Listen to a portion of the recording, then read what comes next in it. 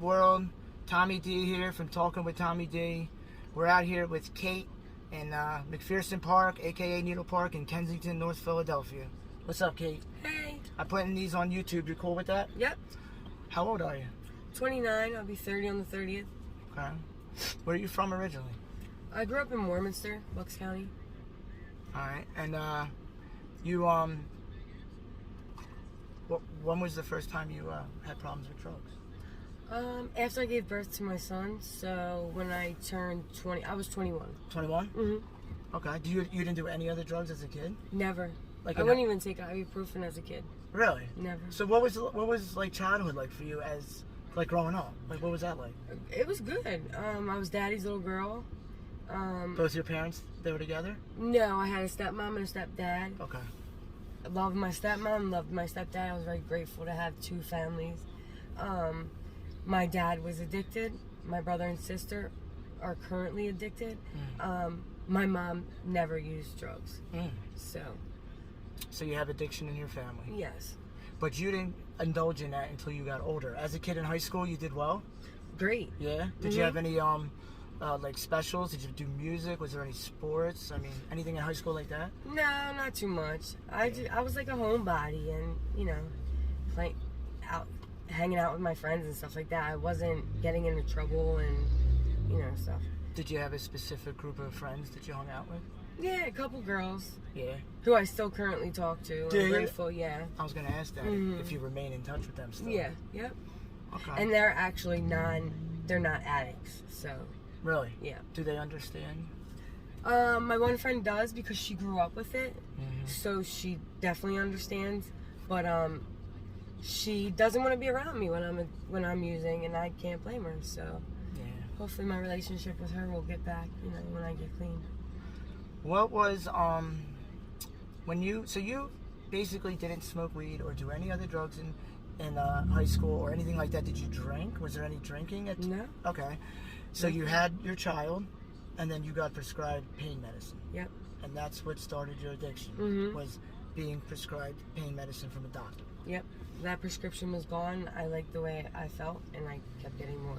That was a common thing. And then when did it switch over to heroin? Probably within a year, if not less than that. I couldn't get Percocets, and someone close to me had heroin, and I did it. What, it was that or to be sick. So. Yeah, so basically somebody just told you about it. I have this. Yeah. If you don't want to be sick, you'll do it. Yeah, was it also because of, so basically it's because it was hard to get pills, and probably because the pill prices went up too. Right. There was a big increase. And I could get a bag for, you know, $5. Or at the time it was $10 actually. Yeah, I remember. $10. I was going to ask you what year period it was, because there was a switch from $10 bags down here to $5 bags. Yeah. And that was when it went to fentanyl, I feel like. Yes, it definitely was. So, they started selling fentanyl, they realized they could get a lot, they could sell it for cheaper and get more out of it, so. Yeah, instead of $30 for a Percocet. Yeah. Which now they're going for like $60 for Perc 30. Wow. That's insane. Yeah. So, do you have any children? Yes, I have a son. Oh yeah, that's right, to your childbirth, that's how you got your addiction. He's 8. He'll be 9 in the beginning of August, so coming up. You with your family? He is currently with a foster family. Okay. And, you know, because of me actively in my addiction, I haven't been able to see him or speak to him. You know that there's hope for you to do it, though. Yeah. Because I know a lot of people that have been through that, and they get clean. Just so you know, hon. I want you to know that. What's a day like out here for you? It's rough. It's really rough. You know, at first, it was like, you know, I don't know. You really think it's a joke, like, until you really get pulled into the grips of it, and you're like, sometimes I just sit back and I'm like, I see no end in sight. Like, it's rough. Sometimes I wake up in the morning and I'm like, damn, like, another day here, like, another day here, another day seeing the same faces, another day trying to get $5 so I'm not sick, another day, you know, making my mom disappointed. Yeah. I feel your pain. This is what pulled me out of here. I want you to know that. What you're feeling right now, the emotion, you still have life left in you. You still have life left in you. I'm emotional as hell lately, especially. My kids, I'm just telling you, that is what pulled me out of here. Their faces, that sorrow, the disappointment of my parents. They love you. Your kids and your family, they still love you, and you can beat this. I mean, me and my son were, I'm his mom first, but my son was my world. I mean, and he still is my world, and he doesn't understand. All he knows is that I've let him down again, and the fact that I can't even talk to him to, just talk to him or hug him or just feel his touch. Sucks. And I hope one day I get the chance to be the mom to him that he deserves, because at the end of the day, I'm not who my addiction has made me, and I wanted my son. My son wasn't unplanned, and I wanted my son. My son was my world, and I just need to prove that to him instead of talking about it and do something, because for so long I'm like, Mommy's gonna be there, and Mommy's not there. So I need to stop talking about it and just be there and do it. So you can do it, Kate. You can do it. I'm gonna alright, so real quick, have you been to rehab? I have been to rehab. I completed treatment 6 months ago at Bowling Green. Okay, I've been to Bowling Green. Yeah, it was nice. I was there in a long while back, 2011. The farmhouse or the barn. Yeah, I've been there. My stepsister actually has been clean since completing there. Oh, really? Mm-hmm. God bless her. She on methadone or Suboxone or anything like that? Did they push that there at all? I'm just curious. Actually, no. It's actually really hard to stay on it. Okay. You have to get a doctor approval and all this. Because Kirkbride pushes it. Oh, really? Yeah, like Kirkbride in West Philadelphia. I've been there a couple times. Mm-hmm. They'll push methadone. So see, maintenance is something that I'm interested in. Are you? Because I need to do stuff different this time, and I feel like I need that. At least in the beginning. Yeah. So I hope they do push it for me. Honestly, I hope it's not difficult. Have you ever thought about Suboxone? Yes, but my dad was addicted to Suboxone.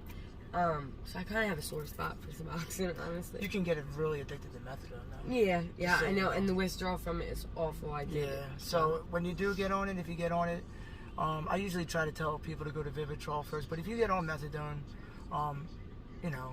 get into, support groups, you know what I mean? Try to get into, an AA meeting or just somewhere where you have a lot of support and you can come off it quicker.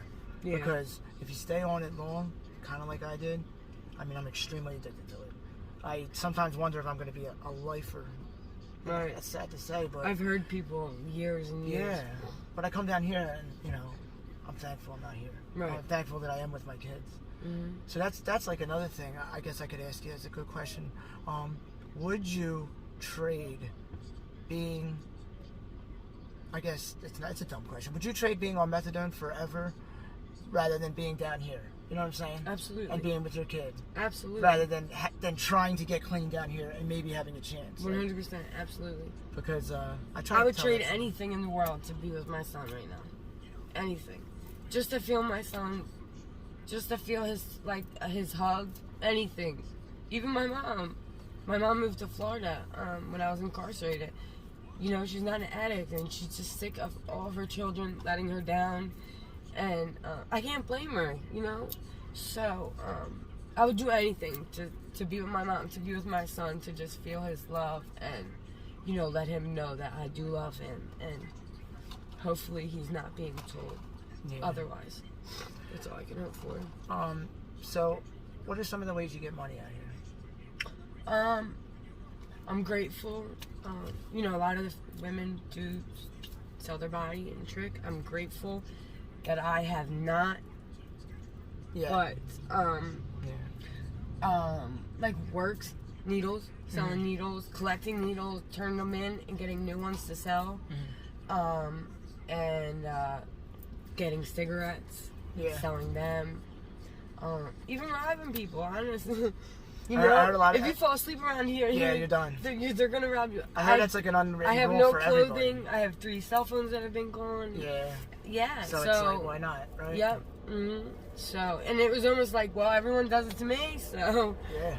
But, you know, and that's the sad part, because, like, that's not me either. And that's not how I was raised either. So, you know, that's, like, when you sit back at night and you're with yourself, and you're like, damn, I did this, this, and this today.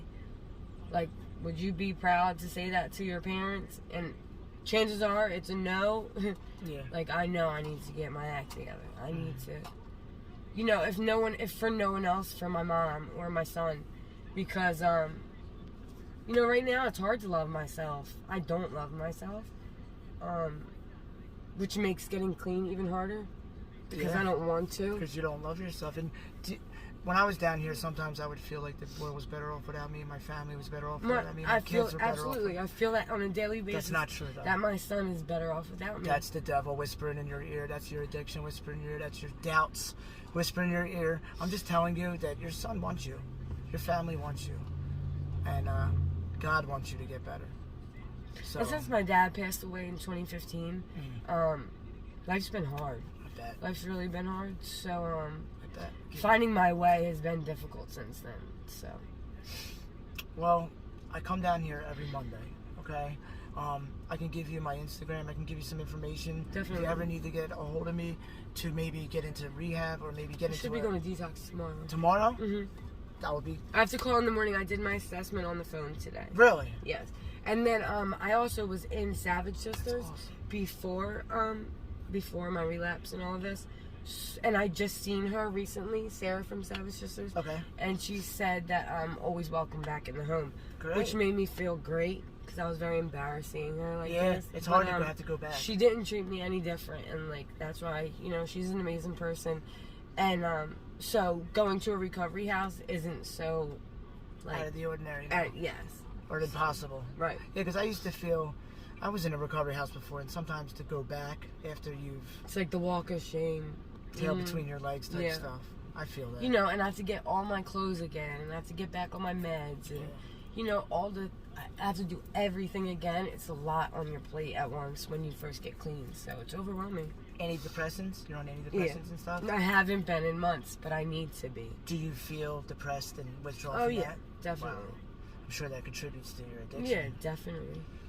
Not to mention, I have a partner on and off for 6 years that's down here as well. Okay. And obviously addiction has caused a lot of problems between us. He's my best friend. He's been my best friend for 6 years. But we have a lot of problems and we have a lot of work to do. I just hope that no matter what, that he will always be my best friend. Because when the drugs aren't in our life, we're amazing. Yeah. But for the last couple months now, 2 months, we've been hell because we're down here. Yeah. And it's hard. It's hard being in a relationship when it's, you know, every man for himself when it comes to drugs and getting low. It's hard to show compassion. It is. When you're doing it like that. And I love him, but, you know, hopefully he goes to detox as well and we can do this. Hopefully maybe even together. You know, I don't know. Well, I'm going to say this, that all of us are going to be praying for you, Kate, that you do go to rehab and that you're able to complete it with as least amount of pain as possible, least amount of stress, anxiety, all that. And I'm really hoping that you can get back to your kid. Thank you. You know what I'm saying? I'm going to give you some information. If you need help with anything or support, when you get out of rehab, maybe you can subscribe to Talking with Tommy D. Yeah, definitely. You can come on the chats. I mean, it would be great to be able to talk to you after rehab. Definitely. So, I guess we'll end the interview with that. We'll end the interview with Kate's going to rehab, and we're all going to pray for her. Thank you. All right. Salute.